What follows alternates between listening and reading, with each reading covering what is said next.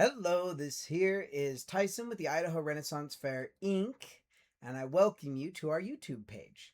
As most of you know, we have a Viking festival that's going to be coming up, and the last video that we did talked a little bit about why we chose Skull. What this video is about is what good the Vikings did, because let's acknowledge the bad first. The Vikings were known as warriors. They were violent. They did participate in slavery. They had a whole bunch of different forms of violence that they would do, from torture, from personal combat, such as duels. They would have small raiding groups that they would take up rivers and other bodies of water, and they would attack settlements, specifically religious settlements, because at the time monks who were educated and they knew the world and they knew how to read and to write, they were valuable as slaves. So they were a valuable commodity. Plus, you would have opportunity to kind of grow your land. You would have opportunity to get material wealth. And so these small raids would be along those lines. And they had these very nice flat bottom wide boats that allowed them to work all of the angles so that they could make these raids successful. So those are a lot of bad. But were the Vikings unique in these things? The boats, yes. But as far as like the slave trades were going, someone had to buy them. And lots of other cultures of that time participated in slave trading. Not only that, but everywhere at that time was kind of violent. There wasn't a whole lot of philosophy to go along with trying to convince people that there was a better way to live. It was kind of a might makes right kind of situation. So that's the bad stuff. What about the Vikings was good, though? What parts were important enough that we romanticize about the Vikings, that we try and celebrate a Viking heritage? That's what this video is going to go ahead and address. And first, we're going to start with their language. Okay? A whole lot of words that we use today comes from a Viking root. Words such as sky, such as egg, they, berserk, and ugly. These all came from the Viking language. And they weren't super great at writing in detail. The majority of our history and the majority of what we know actually comes from Icelandic Vikings from the 12th, 13th, and 14th century. Their stories and tales. They had runes, so we have some very simple stuff. We do know a lot about their religious practices based off of survivors, surviving monks who managed to get away and people like that. We do have a lot from the victim side as to what the Vikings were doing. But they spread their words around. They were a force to be dealt with. So people learned their language, they learned their culture so that they could have good established trade, they could make peace, they could offer bribes. As I've been studying the Vikings, a lot of different kingdoms, such as Constantinople, there was a very large group of Viking raiders that went all the way down to Constantinople, and Constantinople just paid them a large amount of money to go away. We don't want you here. Just take your weapons and your fearsomeness and go away. And that was great. Like, it worked out really well for them. So their language was a very important thing that still affects modern English today. They had basic laws. And I know it's going to sound a little funny, but they had laws against murder.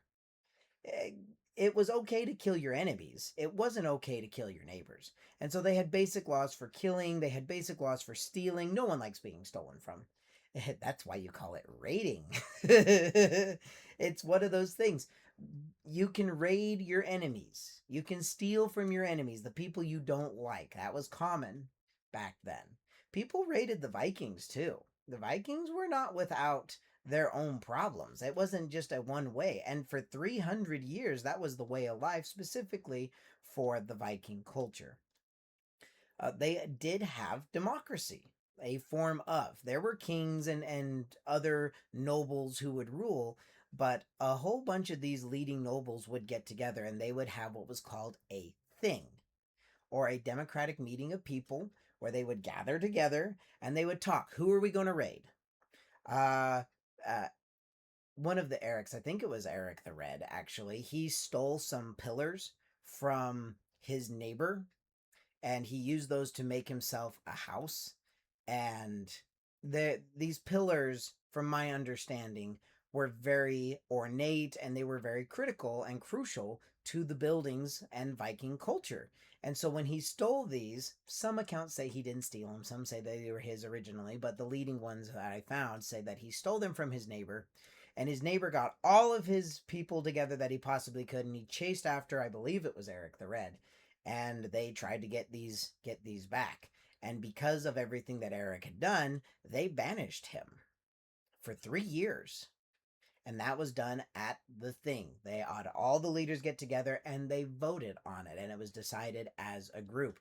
That's something we still like to practice today. Get the group consensus. Have all of the people that have authority to go ahead and make the choices make the choices. That came primarily from the Vikings. Grooming. Grooming was a big thing. A lot of people are imagining filed teeth, and they're imagining mud and blood, and they're imagining greasy hair. I mean, by our standards, yeah. But by the time, Vikings were extremely clean, and Vikings invented the style of Western comb that is very popular in America and England and most of the Western countries. Not saying that the Vikings were the only people who made combs. There were decorative combs, especially in the Asian countries such as China, Mongolia, India. Combs have been around forever, but the style where it's a longer comb with teeth that come down and you use it to just comb out your hair, that came from the Vikings. They came up with tweezers. And we all had slivers, so I mean tweezers were important and it makes sense to have tweezers. They also invented not they didn't invent it, but bathing was a crucial part of their culture.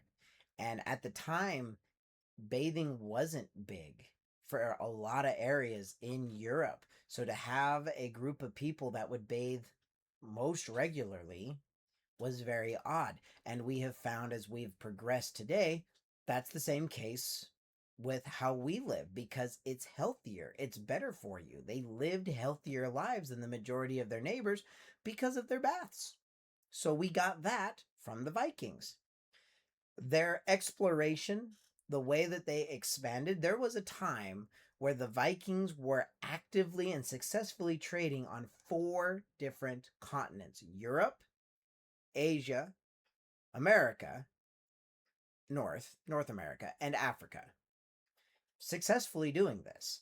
And one of their primary ones they would trade with was slaves, but they had lots of other goods. They had decorated woods, they had metals, they had so many things that they were trading, precious materials. I mean, you have to spend your silver somewhere that people are bribing you with.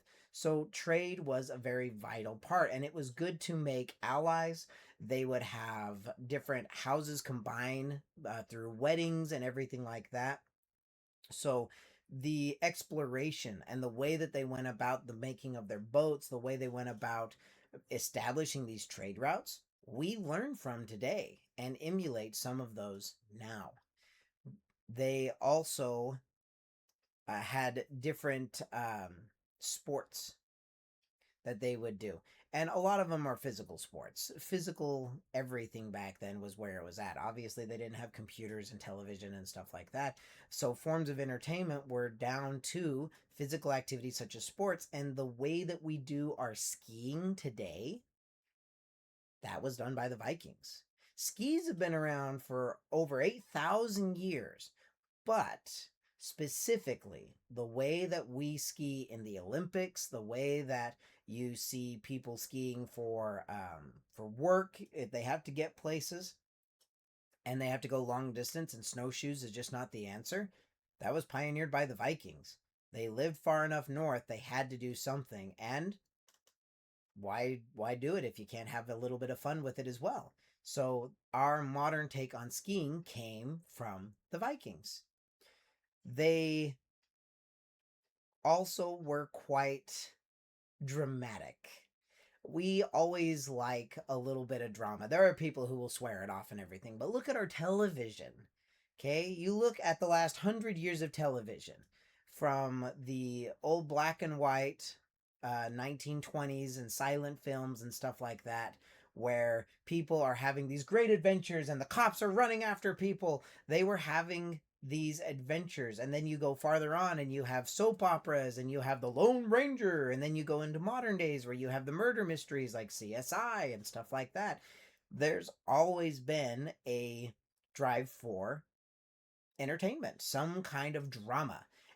Shakespeare is a great one of this. He really established, Romeo and Juliet and all of those other plays that he did. That drama is great. And the Vikings loved it. A lot of what we know, again, comes from 12th, 13th, and 14th century Iceland, where even now, Iceland still, as a majority of their people, name their children in a Viking tradition, like Eric's son, Eric's daughter.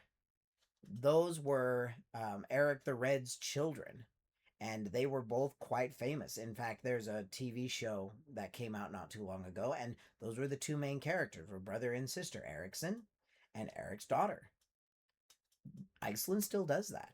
It's still a tradition in certain places to have that. Technically, Tyson, it comes from France, but the Vikings went down in and they pillaged Paris and had very successful campaigns all throughout France. And so you see names of cities that were influenced by the Vikings, like Dublin and York, other cities all over the Scandinavian countries, northern England. The influence of the Vikings was huge. And we like to focus on the positive because, again, there's an awful lot of bad that you can find and point at and say, this is wrong. We do not celebrate that. And we agree. We don't want to celebrate the negatives. We want to celebrate the positives. We want to celebrate what they were doing to enhance their culture.